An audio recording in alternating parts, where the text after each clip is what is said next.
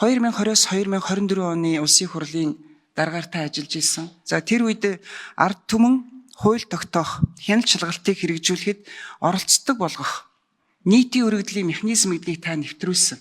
100 мянган хүн гар үсэг зурх юм бол хууль санаачлах, 70 мянган хүн гар үсэг зурх юм бол хяналт шалгалтыг хийх, 33 мянган хүн гар үсэг зурх юм бол ажлын хэсэг тодорхой асуудлаар байгуулад ингээд явах.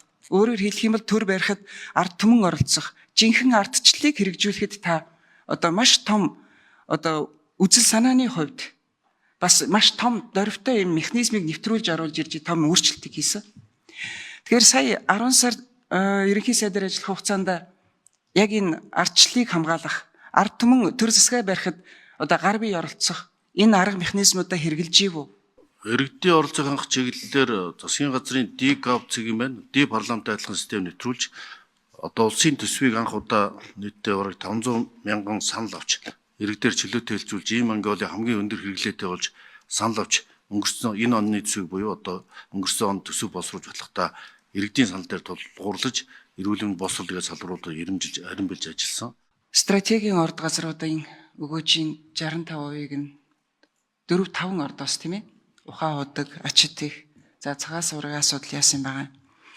Эдний өгөөжийн 65%-ийг үндэсний баялагийнхаа санд хуримтлуулах тухай та юм шийдвэр гаргаж ирсэн таны засгийн газар.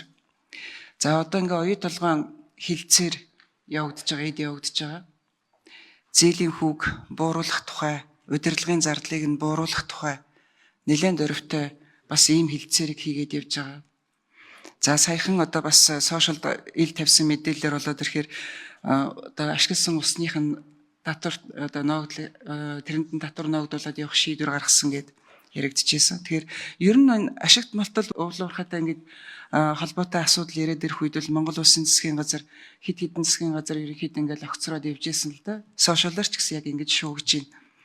Тэгэхээр та энэ байгалийн баялагтай Монголын ард түмэн эзэн байх тухай та өөрийнхөө эхлүүлсэн энэ үйл хэргээ ер нь цаашдаа өргөжлүүлэх тухай дээр та ямар бодолтой байгаа вэ? Энэ үндсэн хуулийн 6-гийн 2 дахь заалтыг бидний улсын хурд ажиллаж байхдаа баталсан баялагтай эзэн Монгол байх байгалийн баялаг ард түмний мэдл төрийн хамгаалтанд байх үндсэн зарчимд нийцүүлсэн энэ заалтыг хэрэгжүүлэхээр энержи ресурс, тавталгаан бүлэг ордод үйл ажиллагаа явуулдаг энержи ресурс хангад эксплоration нарийн сухадгийн бүлэг орд үйл ажиллагаа явуулдаг өсгцоос Эрдэнэтийн үүсмэл ордын ачит ихтгэх зэрэг компаниудын зарчмын тохиролцоо хийсний үр дүнд энэ оны 2 дугаар сарын 10-нд энэ 5 компанитай нийт өгөөжийн 60%-ийг үндсэн хуулийн 6-гийн 2-т нийцүүлж өгөөжийн дийлэнх нь ард түмэнд оногдож байх зарчмыг давуулан биелүүлж 60%-ийг ард түмэнд өгөөжтэй болгох, өгөөжийн хэмжээг жил бүр дүгнэж 60%-аас буурсан тохиолдолд баялагын татвар буюу нэмж өгөөж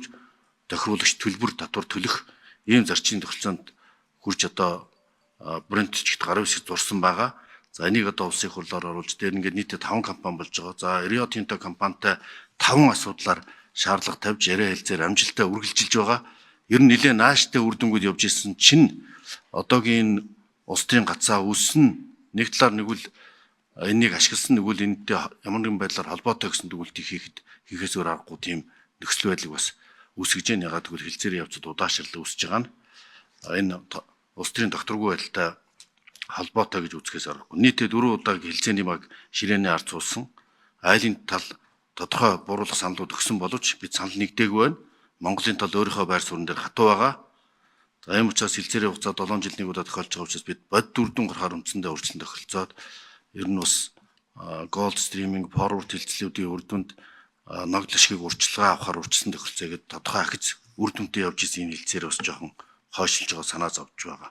Ер нь энэ хүрээнд бид зөвлөлт харчлалын нар дэргэдтэйгээ зөвлөлт санал асуулгыг зохион байгуулах шийдвэрийг өнгөрсөн оны 12 дугаар сард гаргаад бэлтгэл ажил хангалтад зөвлөлт зөвлөл байгуулад энэ асуулга баялагтай Монгол хүмүүр яаж эзэн байж энэ үр өгөөжийг хүртэж илүү оновчтой зарцуулах вэ гэдэг агуулгаар үндэсний статистикийн газар хараат ус судалгааны багууд ажиллаж энэ 4 сарын 10-нд нийт ард дэргэдийг төлөөлж чадхуйц их олонлогоос сонгогдсон бага олонлог энэ үндсэн хууль нэмэлт өөрчлөлт оруулсан адилхан тэр баг хүмүүс цуглалдаж бодлогын шийдвэрүүдээр ажиллана. Хуулийн өөрчлөлтийн төслүүдээр ажиллана. ингэж илүү ард иргэдийнхээ оролцооттой баялагтай эзэн байх зарчмыг хуульчлах, ард иргэдийнхээ саналыг төлөхөд тусах ийм ажлыг засгийн газраас зохион байгуулж байгаа. Энэ ажил бол одоо ард түмнийхээ саналыг сонсдог арчлалын зарчмыг төлөөлөө арчлалт учирж байгаа гажуудлуудыг засгаж чиглэсэн ийм шинэлэг алхам болох төдийгүй Монгол хүн баялагтай эзэн байх, жинхэнэ утгаараа өргөөжийг нь хүртдэг байх, төр нь ил тод шудраг байх, оновчтой байх тэр зарчим нийцүүлсийг хилцүүлэг явагдаж энэ баялагын сангийн менежмент, баялагын сангийн өргөөж за тэр бусад агуулгуудыг илүү одоо ард иргэдээ өгөөжтэй тэдний санал тулгуурлаж боловсруулах ийм зарчмын асуудал хилцэгдэх юм.